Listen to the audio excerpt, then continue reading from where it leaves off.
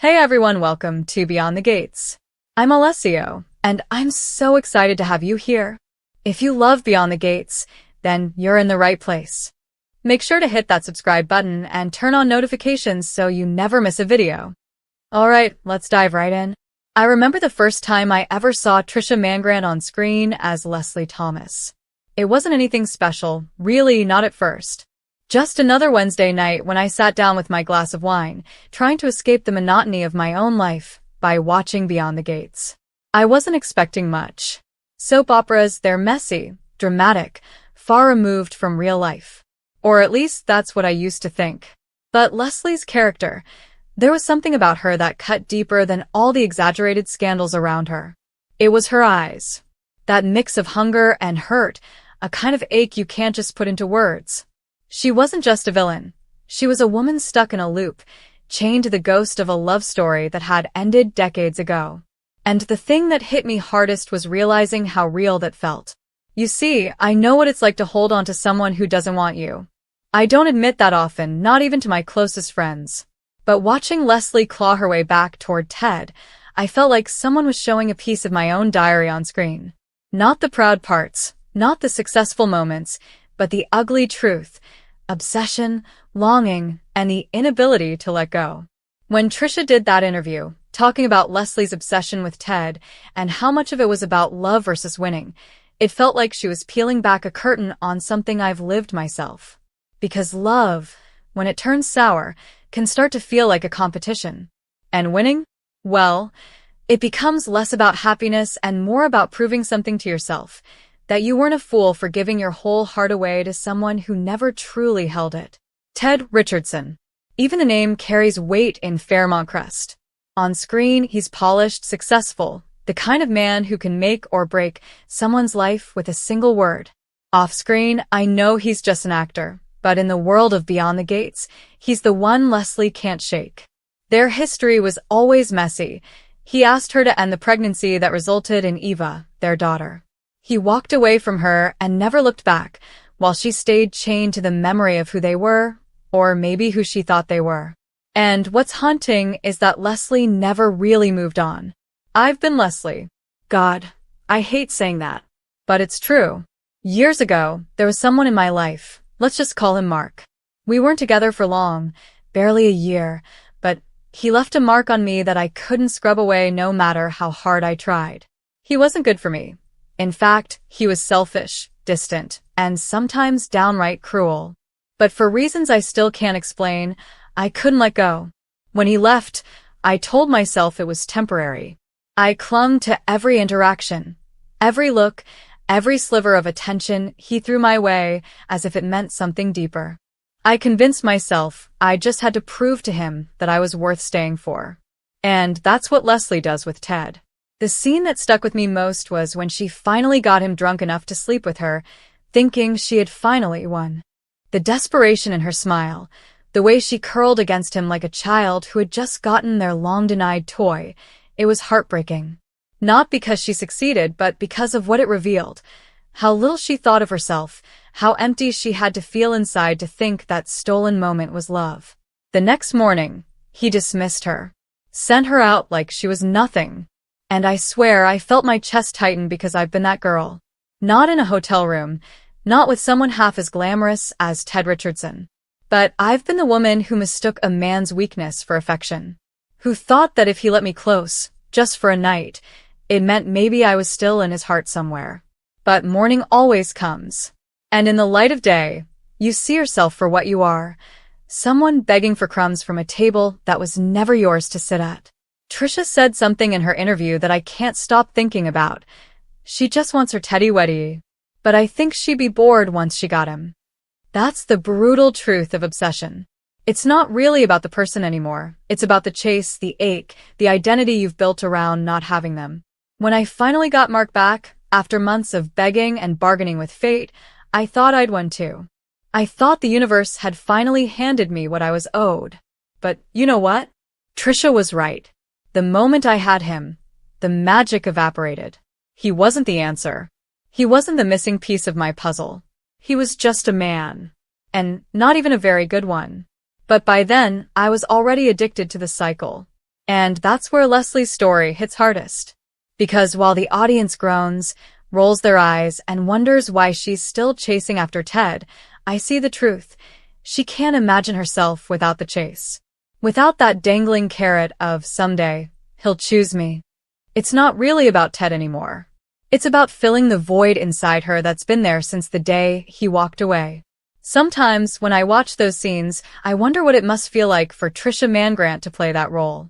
She even admitted in the interview, "Sometimes I get the script, and I'm like, she's still chasing him? My goodness."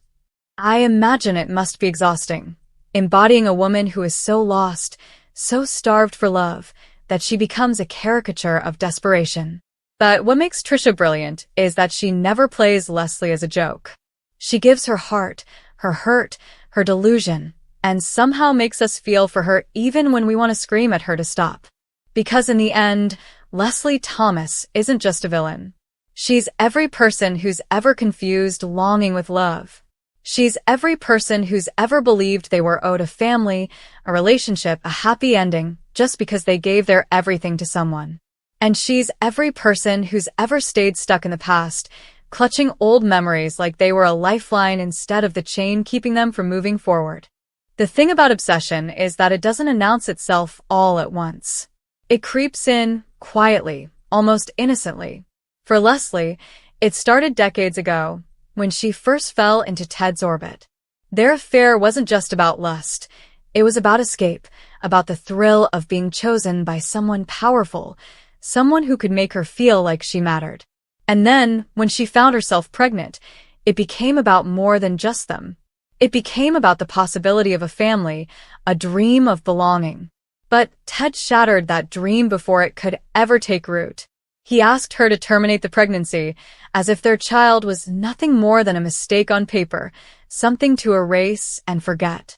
But Leslie didn't erase it. She didn't erase Eva. Instead, she carried that child, raised her, and every time she looked into her daughter's eyes, she saw him. That's what people don't understand when they talk about why Leslie can't let go of Ted. It's not just about the man. It's about the living reminder of what they shared, the constant echo of what could have been.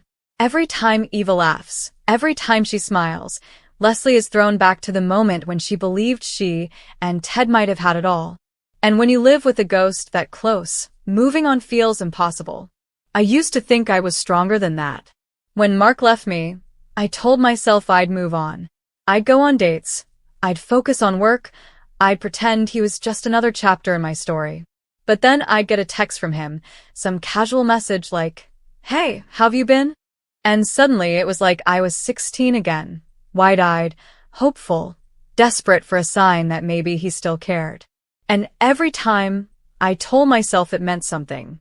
Every time, I convinced myself we still had a chance. That's why I can't laugh at Leslie's delusion the way some fans do. I know the high of interpreting crumbs as a feast. I know the humiliation of realizing those crumbs were nothing more than habit or convenience for the other person.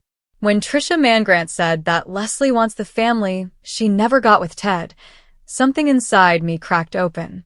Because that longing for a family, that ache for something complete, isn't just fictional. It's primal. My parents divorced when I was 10.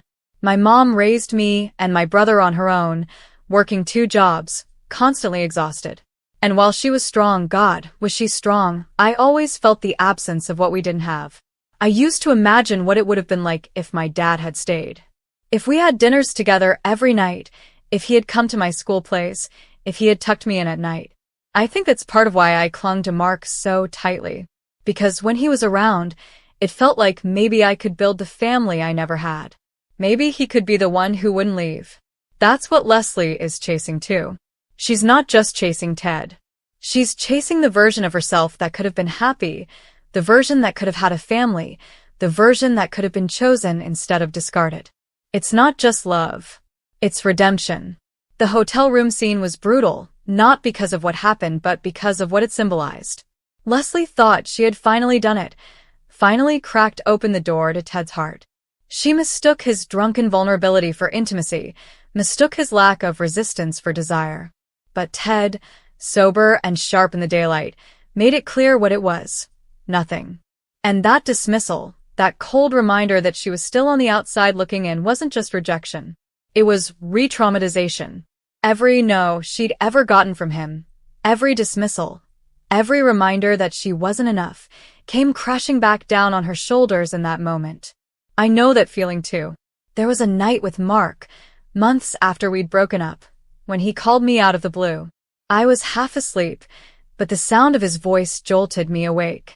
He said he missed me, said he wanted to see me, and against every rational bone in my body, I went. For a few hours, it was like old times. We laughed, we touched, we let ourselves pretend that the months apart had never happened. I thought maybe this was it. Maybe we were finding our way back to each other. But the next morning, he didn't even look at me. He didn't offer breakfast, didn't ask how I was getting home. He kissed me on the forehead like I was some casual fling and said, "Take care, okay?" And just like that, the bubble burst. I walked home in the daylight, feeling like a shadow of myself, ashamed for thinking I meant more than I did. That's why Leslie's walk of shame out of Ted's hotel room hit me so hard. Because I've lived that silence, that dismissal, that soul-crushing realization that the person you've built your world around doesn't even see you. People call Leslie a villain. And yes, she schemes, she manipulates, she crosses lines that make even the most loyal fans shake their heads. But when I look at her, I don't see a villain. I see a wounded woman who doesn't know how to let go. And that's scarier than any mustache-twirling soap opera villain. Because it's real. It's human. Trisha said Leslie needs a hug. And as simple as that sounds, it's the truth. She doesn't need Ted. She doesn't need revenge. She doesn't need to win. She needs someone to hold her and say, "You are enough," even without him. But the tragedy of Leslie is that she'll never believe it.